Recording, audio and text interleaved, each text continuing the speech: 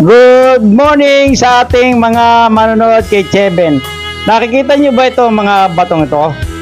Ito, ang gaganda ng kulay, mga stripe, mga kung ano-anong mga ginawa ko, nilagay ko sa lamesa at aking pinicturan. At binidyo ko na rin. Tatanong ko lang sa ating mga audience, ano kayang uri ng mga bato ito na ang gaganda ng kanyang mga dating, oh, tinan mo.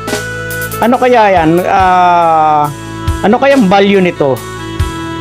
May value kaya ito sa ating sa James?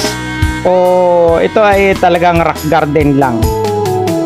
Nagandahan lang ako, minsan kami nagpunta sa isang resort sa Daraitan. Nakita ko, ang gaganda nito, akin dinampot, nilagay ko sa sako. At sabi ko, maganda ito sa aming garden. Pero ako talagang may balak na maggawa ng gemstone collection. Pero sa aking palagay, nararamdaman kong may halaga to eh. Kaya aking inilagay muna sa lamesa namin para makita kung ano, pero aking pag-aaralan pa at ng ating makita kung ano.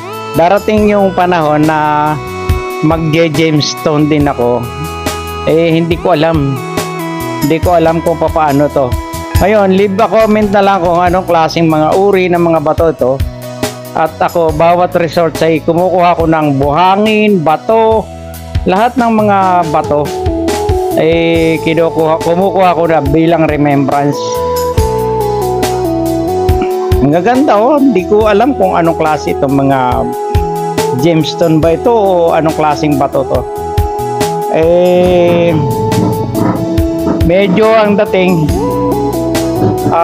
nagagandahan talaga ako. Oh, tinan nyo. Gandang-ganda ako doon sa aking pagkakakuan dahil lang ilalagay ko lang yata gusto ko lang ilagay sa aking halamanan for landscaping. Pero ito talaga ang aking kuan dito. Nag-iipon talaga ako ng bato para dun sa aming resorts na gagawin. I-decorate ko yan. Gagawin kong pang-akit sa mga visitors na mga magpupunta dun sa aming resorts.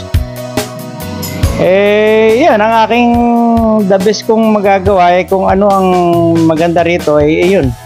Pero lahat ng mga resorts, nag-iipon talaga ako at nag-co-collection ako ng mga bato. Ang ganda naman. Tinan mo nga, bato ba yan o ano? Tinan mo, ang gaganda ng mga stripe, mga guhit-guhit. Oh, parang naiiba. At maganda sa aking malamig sa aking mga mata, maganda at aking pinagmamasdan lagi. Aba ang galing, maganda. Siguro pag nakabili na ako ng pantapas nito, pantabas, makikita ko kung anong klase nito. Di-decorate ko to doon sa aming pool. Marami kasing mga bato na parang tingnan mo, ang galing. Ano kayang klase bato to? Kaya kayo na lang ang mag-comment kung ano ang mga bato na to.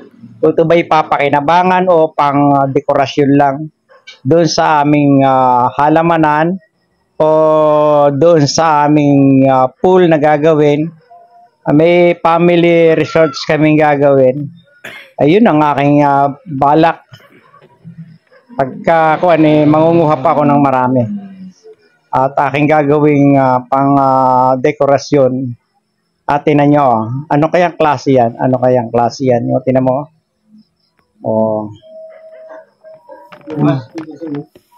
Kaya ang aking dating natutuwa ako kung ano man yung aking katuwaan na tinan mo, ang galing, ang ganda. Para bang yung mga korte niya, hindi ko malaman kung anong mga ibig sabihin, pero okay lang. Natutuwa lang ako sa kanya. No? Eh di, gaya na kung ano man eh, gagawin kong personal collection ito o kaya i-decorate ko. Oh. Ganda siya. Oh. Kung ano man ang maganda nito ay yan. Paki-comment nyo lang kung anong maganda nito. Kung may halaga ba ito o pang design lang to o rock garden lang to. Yan ang akin lang mga kwan. Dahil nang kung ito ay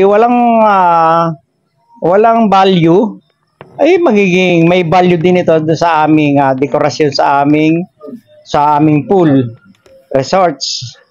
Kaya ayan ang aking naging kwan lang. Dahil nang